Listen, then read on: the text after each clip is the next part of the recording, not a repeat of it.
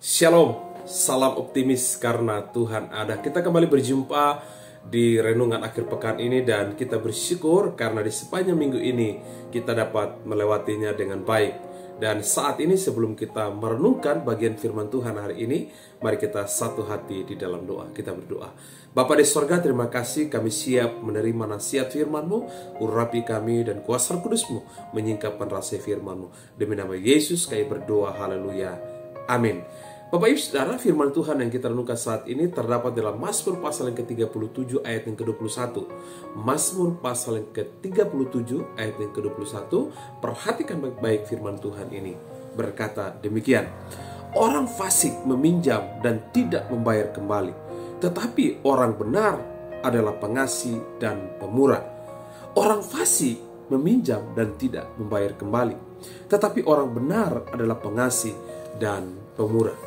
Bapak Ibu Saudara yang kekasih dalam Kristus, kalau kita perhatikan teks ini berbicara tentang pengalaman Raja Daud, bagaimana dia menyaksikan atau melihat siapakah orang benar dan siapakah orang fasik itu. Orang fasik itu sama dengan orang jahat, Bapak Ibu Saudara. Nah, oleh karena itu, ya, hari ini kita belajar tentang ciri, ya. Ciri itu sama dengan tanda atau sifat yang membedakan dari yang lain. Saudara bisa memperhatikan dua tokoh ini dan saudara bisa membedakan bagaimana sifat mereka. Misalnya Thomas itu orang yang tidak mudah percaya. Kalau Petrus, Bapak Ibu Saudara, reaktif.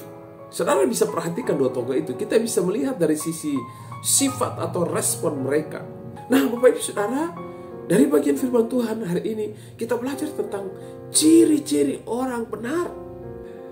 Pemazmur mengajarkan bagaimana sifat atau tanda orang yang benar itu. Dan tanda orang benar itu adalah dia pengasih. Saya cuma mencari tahu, Bapak Ibu Saudara, pengasih itu sama dengan memberi atau menaruh atau mengatur. Memberi itu sama dengan mengeluarkan. Memberi itu sama dengan mengasihi atau memperhatikan tanpa membedakan atau tanpa melihat latar belakang seseorang. Maka dia akan mengasihi orang lain itu dengan atas dasar kasih yang tulus, kasih yang diberikan oleh Kristus di dalam kehidupannya. Bapak Ibu Saudara kasih Tuhan, hari ini kita perlu belajar dari bagian firman Tuhan ini. Kalau ada orang berkata saya percaya Yesus tapi dia tidak mengasihi, dia tidak menaruh empati, dia tidak menaruh belas kasihan kepada orang lain, maka sesungguhnya ada di golongan orang fasik, orang yang tidak punya empati dengan orang lain. Oleh karena itu di akhir pekan ini mungkin ada banyak orang yang kita jumpai, tetapi seringkali kita cuek, seringkali kita gak peduli dengan orang lain.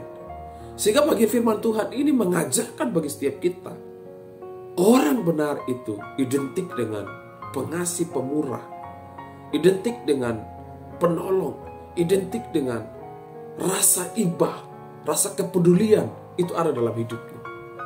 Maka hari ini janganlah menjadi orang yang egois, yang mementingkan diri sendiri, tetapi marilah kita mengikuti teladan Kristus yang pemurah, yang penuh dengan belas kasihan ketika dia melihat orang banyak, ketika dia melihat orang sakit, ketika dia melihat orang tuli, ketika dia melihat orang buta. Dia penuh dengan belas kasihan dan dia menyatakan itu, dia menyentuh mereka dengan kasih. Kalau ada keluargamu yang sedang sakit, saudara bisa datang mendoakan dia.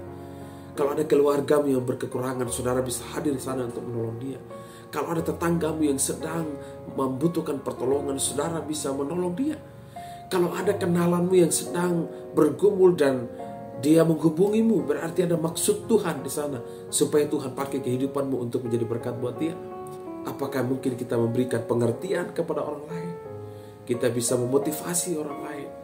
Kita bisa membangkitkan semangat orang lain. Bahkan Bapak Ibu Saudara, orang yang salah pun, orang yang tersesat pun, orang yang menyimpang dari kebenaran pun, kita bisa menegur mereka karena itu bagian dari kasih kita kepada mereka. Kita punya tanggung jawab untuk menegur dia dengan kasih Tuhan. Karena itu bagian dari ciri orang benar. Dia pengasih, dia penolong, dia mau mengingatkan orang lain. Mari kita berdoa. Bapa di sorga, terima kasih, kami bersyukur buat firman-Mu. Biarlah Tuhan mendapati setiap kami hati seorang yang penuh dengan kasih. Biarlah kami terus menikmati kasih Tuhan, tetapi juga boleh menjadi penolong bagi orang lain melalui kasih yang Tuhan beri. Jika ada jemaat-jemaat Tuhan yang sakit saat ini, Tuhan jamah mereka satu persatu. Ada kuasa kesembuhan terjadi. Jika ada saudara kami yang saat ini sedang bergumul, apapun yang menjadi pergumulan mereka, kuasa-Mu menaungi kehidupan mereka. Kami bersyukur. Ini doa kami. Di dalam nama Tuhan Yesus kami berdoa. Haleluya. Amin. Puji Tuhan. Tuhan Yesus memberkati Bapak Ibu Saudara. Shalom.